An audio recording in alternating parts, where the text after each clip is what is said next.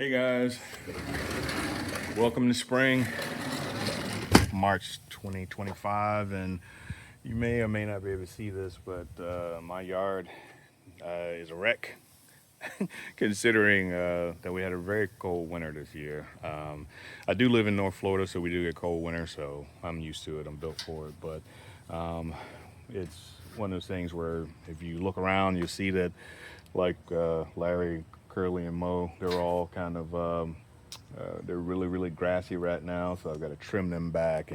But I didn't come to talk to y'all about the garden today. Although my garden is looking pretty good out there, looking pretty good. Yeah, I got some greens growing, and some onions and some carrots. So yeah, we're looking good out there. So anyway, not what the video's about. The video is about that.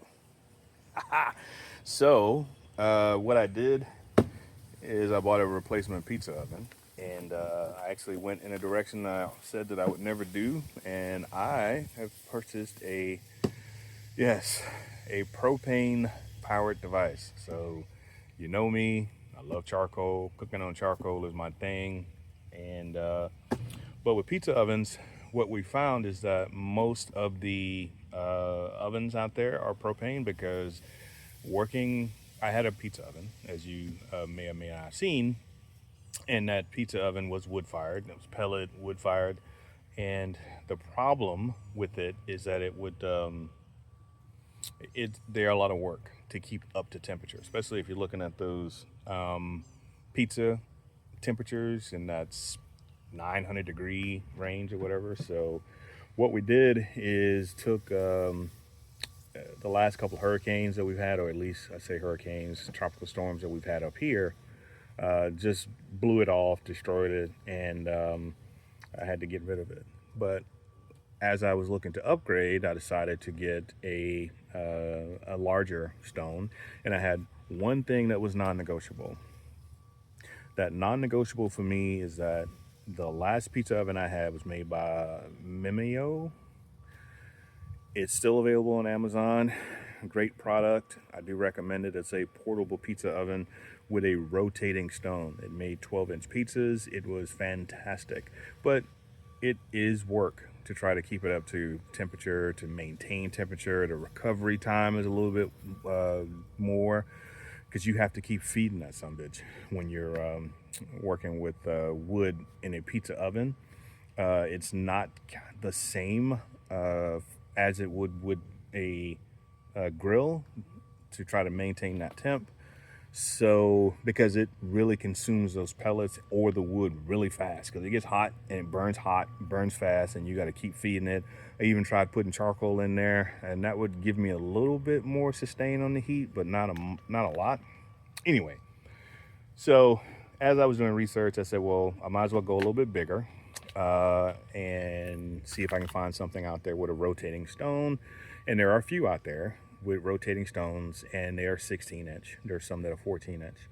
I started out with leaning toward the Halo brand. They're very popular right now. There are lots of videos, and they have a big online presence. So I did take a look at that. That I almost pulled the trigger on it. But then, as I was doing more and more research, this popped up into my feed, and just offhand, I did a little bit of research on it, and for my money, nothing against the Halo brand, this is a superior product. And the quality per price point quotient seems to be superior for this product than it does on most anything else I've seen, because included in the box are pizza peels and cutting devices and all kind of stuff, as opposed to things you'd have to buy separate with others if it's a uni or something like that. So yeah, this is what I've chosen. It is a Kano 4-in-1, and it actually is made by a company called Prokan. And just like Blaze with my Kamado, this is a company that builds outdoor kitchens. So there's another level of quality because they understand the rigor that you're going to put these things through. again, just like with the Blaze, where everything was above the quality of anything else I could find on the market. From what I've seen so far, and I haven't unboxed it yet, but from what I've seen so far, this is on par with that. So I'm really falling in love with products that are made by people who build outdoor kitchens, right? So I'm really falling in love with that. So what I'm going to do is I'm going to cut this sucker open and get it boxed up. I'm going to put it over here. So I have grill,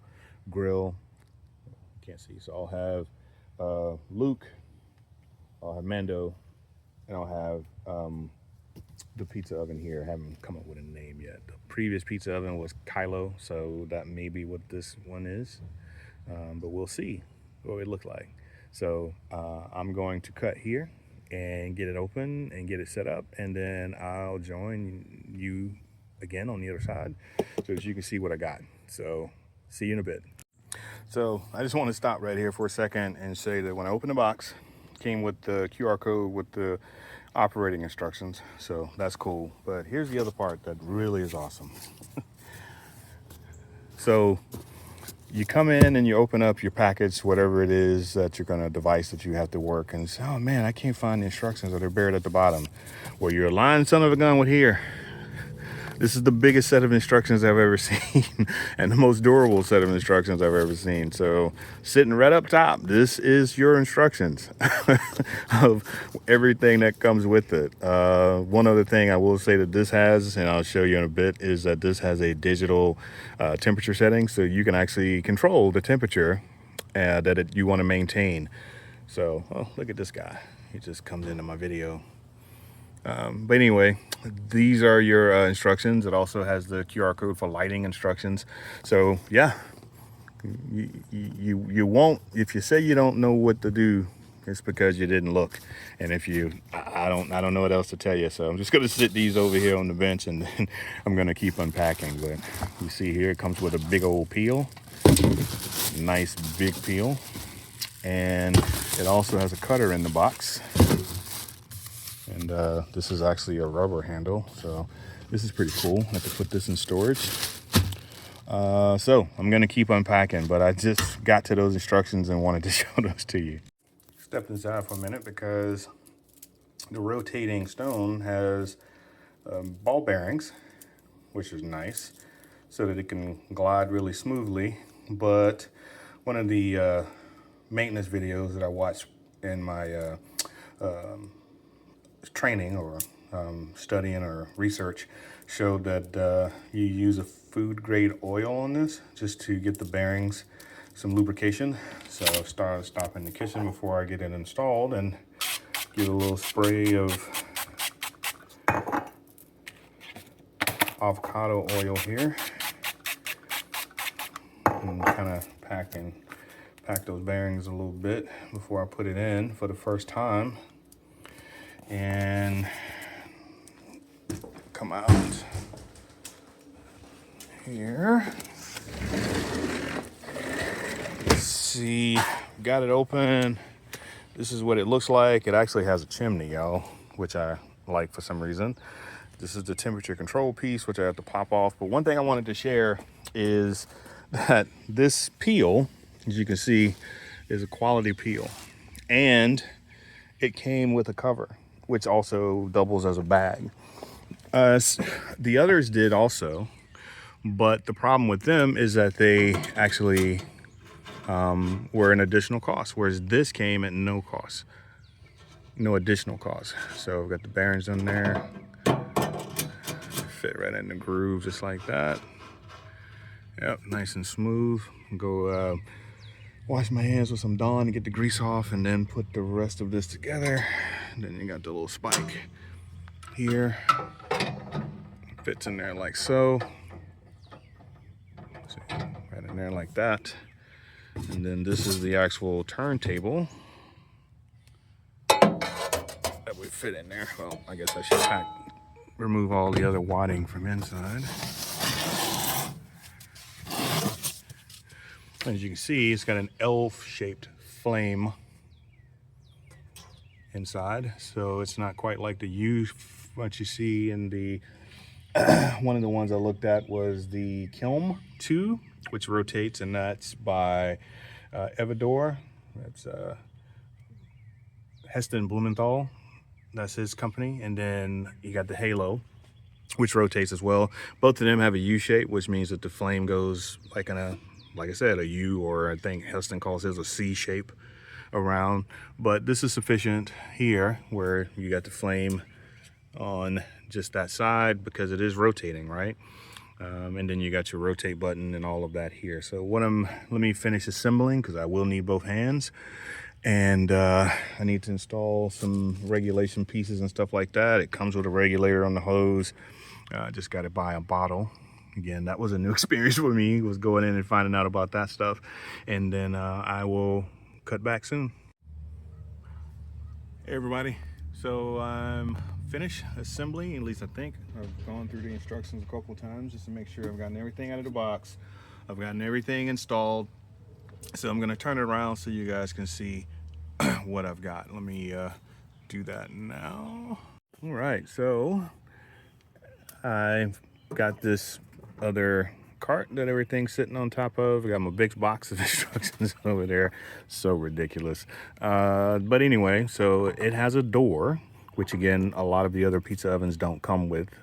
And not only that, but look at the thickness. Now it is hollow, right? But this is 304 stainless steel on this side. It's painted steel on the outside. Some of it is stainless. The other front and back are painted, so it gives you good outdoor durability. Comes with a nice stay cool handle that's far enough away from the heat source to where when you're reaching to take that door off, that was a problem with my other one, that the door was a little bent. It was made out of Bakelite, the previous handle, but it was closer to the door, so you still felt the heat. The door is vented. It's for two reasons. Number one, you can kind of still see, get some breathability in there, and you can kind of still see inside of the oven. So I'm gonna set this to the side. And of course you've got your flame here and your ignition, which is powered by the batteries. This pops out. It comes with a food probe. Again, the value is crazy. So it comes with an actual food probe in addition to a USB cable. So this USB cable plugs in under here, and let's say you're out of batteries or you just want to use another power source, you can take the batteries out of here because it won't work with the batteries in there. But if you take the batteries out of the control unit and place the USB under here in this weather sealed port cover here, there's one for the probe and one for the power. You can actually take a power bank and you can power this thing as well.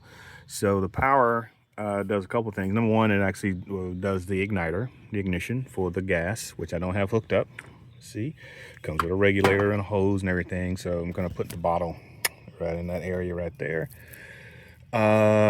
We have got your on button, your temperature control, so that again, you can set the temperature here and it'll regulate that temperature. So you fire it all the way up to your 500 or 700 degrees and it'll maintain that temperature there. This is just your flame and works in conjunction with this guy. And so you got your timer, so it actually has a timer, so you can actually set the timer on your cook, a nice alarm to let you know what's going on. And then of course you got your motor. Now the display is not on, which kind of tricked me a bit, but I think that is because I don't have a flame going, and so it's not reading a temperature. But what I do is the motor works, so I press the button, and I don't know if you can see that. Maybe I need to put something on there for you to actually see motion, but it's actually spinning, right? So it would spin past the flame in the back and the flame on the side and get a nice even temperature. So having experience with this, what you would typically do is you turn on your rotating stone so that the flame can evenly soak that stone with heat so that your stone is hot. Because two things about your pizza is that it cooks from the stone itself, cooking the crust, and then the flame arching up over the top, which cooks the toppings. The halo, one of the advantages of the halo and of the kiln by Everdor is that they have two heat sources. The Halo has an infrared burner that's underneath their stone, and the so it keeps the pizza stone hot from the bottom, and then it also has that U-shaped flame that licks the top. The kiln has basically two burners, right? One of the complaints about both of them actually is that I can't remember if the kiln, I think the kiln actually allows you to do so, but on the Halo, you do your temperature, whatever temperature you have set for the top, you have set for the bottom as well. Meaning that if you have it set at a high flame where it's 700 degrees, then that infrared burner is taking that same temperature. And one of the complaints that I've read is that you have a lot of burnt bottom. So you have to really learn how to regulate that. The kiln does have temperature control for both, but again, it is, I paid somewhere in the neighborhood of under $500 for this. I think it was $500. It averages about $600, but I paid $500 plus under $500. And then I bought a warranty on it just in case. So with a 3-year warranty, I paid probably $550 for this thing. It's available at Lowe's, by the way. I think Home Depot has it, but I know for sure Lowe's has it, where I almost purchased it, but I wound up getting it from Wayfair. But in any case, the kiln is $800 with a rotating stone. The kiln R. The kiln S, which doesn't have a rotating stone and only has one flame, which, but again, you have to rotate your pizza yourself. That is, I think, $4.99. And so a viable alternative, if you don't want to do this, is you could get the Halo. But again, one of the advantages here that neither one of those has is, again, I have temperature control here, where I can set this to 350. It'll keep that temperature at 350. I can bake at 350. I don't have to worry about overshooting or undershooting my temperature, which is pretty cool if you're talking about for an oven, particularly with pizzas, because pizzas can be kind of sensitive, right? Sorry, just letting that go. One other thing I wanted to show you, I showed you the other pieces, but I want to show you the thickness. You see my thumb? The thickness of this this pizza stone, which is twice as thick as the pizza stone that I had there before. So yeah, overall, I'm pleased with what I have here. I'm very, very pleased so far. Haven't cooked on it yet, so I'll probably try to get that in this weekend, weather permitting. Again, you have to excuse my my patio area. It's a mess. I'm cleaning it up as part of what I've got going on the next couple of weeks. As spring, we started to actually get out of the cold weather. So I'm gonna get a bottle tomorrow from the store, and one thing I learned about that too is not to get your bottles from the big boxes or from those exchanges, because they scam you. And it's a legal scam where you get a 20-pounder, for example, and anytime you go to get those bottles refilled, they're only filling them 2/3, and they will tell you this quite proudly. So the only thing I have to decide at this point is whether I'm going to leave it on this side, on that side. I'm right-handed, so I tend to place all of my grills on the right side of me, or I may put it in the middle, but because I do want a little bit more space here in case I am cooking on Luke and I'm over here on the Kano. So I'm going to figure that out there. But yeah, in the next couple of days, I'm going to throw the cover on, which again, that was one of the things with particularly with any of these, is that a lot of these accessories that came with this, I have a pizza cutter that's inside. I've got the meat probe, which is integrated connection for it, and even a separate power source, which is there. A door, which comes with this. You have a pizza peel and a pizza and the pizza oven cover. All of those things are included for that $500, $550, somewhere in that range price. And listen to it. I don't know if that's translating, but it's well insulated.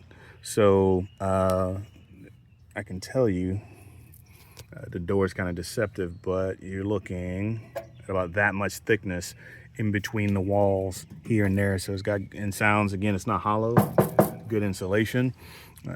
And I don't know, I'm happy. It also has a chimney, the other ones don't. And this is an important piece to help with temperature control because it lets that hot air out. So again, that you're not constantly overshooting your temperature. So I'm excited as punch about this thing. I'm going to, again, check my local bottle filler, because for them, I can get a bottle, a 20-pound bottle, for about $40, and it costs about 18 bucks to fill the thing up. And they will fill it all the way up, as opposed to going to some of the other places where they will tell you that they only fill them up to 2/3. So everybody, thanks for going on this journey with me. I'm going to do my first cook, so I'll do that as a separate video. This was a quasi, you guys know I don't really do the whole unboxing thing, but this was a quasi unboxing. There are unboxing videos out there if you do want to see them. And this is more or less just an introduction, right? So please take care of each other. Have a good weekend, and I look forward to seeing you guys soon. Bye.